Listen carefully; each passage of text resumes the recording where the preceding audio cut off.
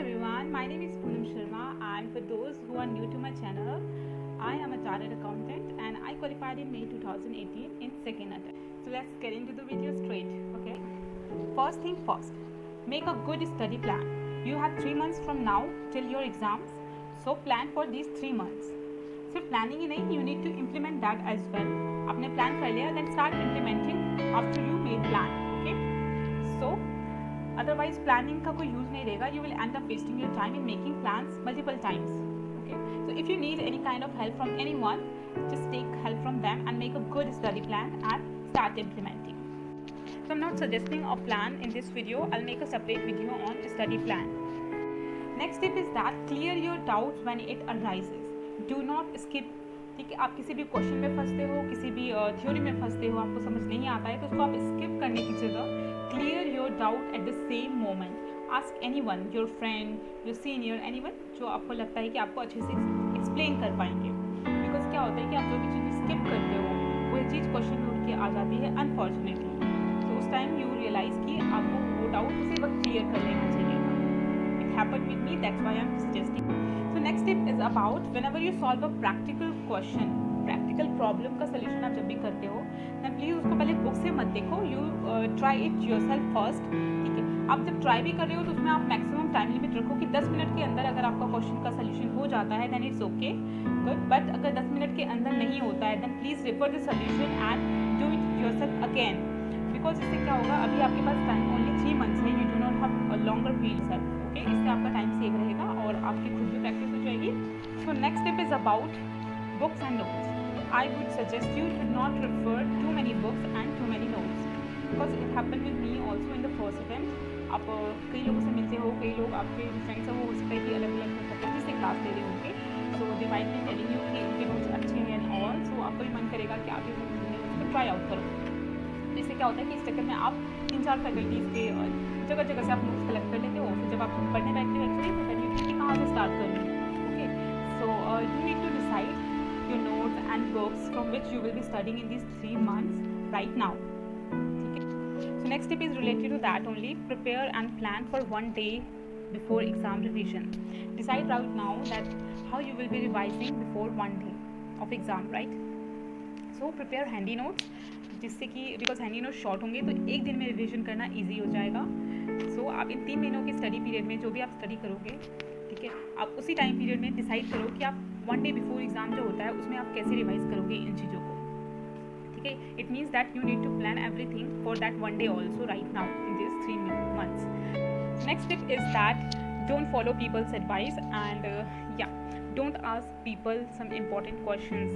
Like ऐसा होता है ना, लास्ट मोमेंट पे हम पूछते हैं कि इंपॉर्टेंट क्वेश्चंस बता दो सो दैट कि कम से कम मैं वो तो प्रिपेयर कर दूँ. But you have 3 complete months, so you need not to ask the important questions.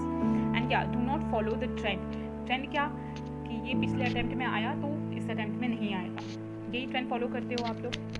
But let me tell you that कि ये वाला जो भ्रम था मेरा टूट गया था व्हेन नवंबर 17 के अटैम्प्ट में मैंने एक टॉपिक छोड़ा था जिसपे कि क्वेश्चन आया था May 17 में. सो आई स्किप दैट बिकॉज मैंने भी ट्रेंड को फॉलो किया उस टाइम पे एंड वही सेम चीज़ आ गई थी नवंबर 17 में. सो इससे यही सीख मिलती है कि that you should not follow any trend. ये सारे ट्रेंड जो है ये लोगों के बनाए हुए हैं. So next tip is that don't ask anyone to make your study plan because they don't know your routines, your habits. आप कब खाते हो, कब सोते हो, कब पढ़ते हो, कब आपको पढ़ना अच्छा लगता है, राइट? तो अगर आप बोलोगे भी कि बना दे मेरा स्टडी प्लान, सो आपको सारी चीज़ें आपको बतानी पड़ेगी which will be a time consuming task और उससे आपका टाइम वेस्ट होगा. So you are mature enough to make your study plan yourself. Okay, like मेरे साथ भी होता था कि my friends ask me to make a study plan for them but I use to think कि how can I make a study plan for them because I don't know the routine of that person, right? So same thing applies to you also. Don't ask anyone to make your study plan. If you want, then take help only.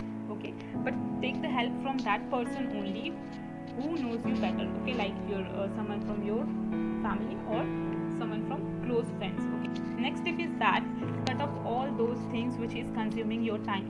Okay, at least for these 3 months, cut off all those things which is consuming your time. And for that you need to identify कि कौन सी चीज़ें हैं जो आपका time consume कर रही है. That can be anything. Like if you go to search for any topic on YouTube or Google, you know आपके सामने कई सारे solutions, कई सारी चीज़ें प्रेजेंट की जाती है जिसके बीच आप कंफ्यूज हो जाते हो कि कौन सा रेफर करूँ मैं। और अगर आप एक पे क्लिक करते हो तो आपको कोई दूसरा सजेशन दिया जाता है जो कि आपको अच्छा लगता है पहले वाले से, तो then you click on that. तो इस चक्कर में क्या होता है कि आप एक तरीके से एक क्लिक करो, फिर दूसरा क्लिक करो, फिर तीसरा, इस चीज़ में आपका जो है ये टाइम कंज्यूम हो रहा है and you are wasting your time. So you need to identify कौन सी चीज़ें हैं जो आपका टाइम कंज्यूम कर रही है and then you need to cut them off completely. Next it is that don't get depressed if you're unable to complete the syllabus. You have a shorter period of time, 3 months only, so don't think कि आप पूरा syllabus complete कर पाओगे। या जितना हो गया है आप उसमें be sure that you will be able to solve that problem if it comes in the exam. And do not worry for the things which you haven't done. The same thing happened with me that I was not able to complete all the syllabus, but what I did was that कि जो भी topics मेरे बच गए थे मैंने उनके जो बेसिक कंसेप्ट्स थे जिन पे वो चैप्टर बेस्ड था मैंने उन चीज़ों को समझ लिया था एंड उससे रिलेटेड 1-2 क्वेश्चंस मैंने कर लिए थे, सो दैट कि अगर एग्जाम में आता भी है और मैं किसी और क्वेश्चन में को ना करने की जगह उसे करना चाहूँ तो मैं उसे कर सकूँ। नेक्स्ट टिप इज फॉर इसका सब्जेक्ट, इसका को क्लियर करने के लिए सबसे बड़ा मेजर पॉइंट ये है कि आपको इसका को रोज़ रिवाइज करना होता है। ठीक है, आप ये सोचो कि आप 6 दिन दोगे और इसको क्लियर कर लोगे, that's not going to work. Okay, so you have to revise it daily. ठीक है, मेरा फर्स्ट अटैम्प्ट में मैंने यही गलती करी थी, that's why I scored only 30, but in second attempt I revised it daily, so I scored 59। Okay, I think 59 था या। So what I used to do is मैंने इसका एक चार्ट था मेमोरी क्राफ्ट्स का, so I pasted that on the wall and whenever I eat food, like morning में आपने breakfast किया, लंच किया, डिनर किया, तो थोड़ा बहुत आप वॉक करते हो, एज खाने के बाद जस्ट बैठते नहीं है कोई भी। ओके, सो उस टाइम आपको क्या करना है, या तो आप वॉक करते करते आपने अगर चार्ट्स के फॉर्म में अपने नोट्स बना रखे हैं तो आप उसको पढ़ सकते हो वॉक करते करते, या फिर आप खड़े होके वॉल पे जो आपने चार्ट चिपकाए हैं उसको आप देख के रीड आउट कर सकते हो। ठीक है, तो डेली रीड करोगे तो इससे आपके मेमोरी में फिट हो जाएगी वो चीज़। सो चार्ट के फॉर्म में विजुअलाइजेशन ईजी होता है, इसलिए आपको चार्ट ही लगाना है वॉल पे, आप प्रॉपर वर्डिंग से मत लेना। ठीक है, सो इस तरीके से आप कॉन्टिन्यूसली रिवाइज कर सकते हो। दूसरा तरीका है कि आप आराम से इसे या तो कोई पॉडकास्ट सुन सकते हो या अपना ही आप रिवीजन रिकॉर्ड करके उसे सुन सकते हो while walking or anything when you don't want to study.